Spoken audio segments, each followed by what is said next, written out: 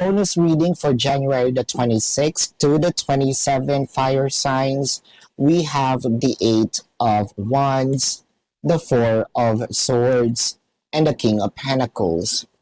Parang napansin dito ni person na wala ka na rin ganang makipag-usap or hindi mo na sinasagot yung kanyang mga messages or baka hindi mo nga sinisin, no? Or probably seen lang pero walang response.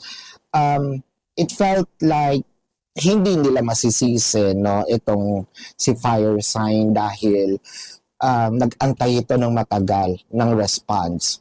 Ngayon parang feeling niya ay no, I think na si fire sign ni-remove na yung kanyang sarili doon sa dynamic. Ngayon nung napansin naman itong kabila, ngayon naman magkakaroon ng maraming messages.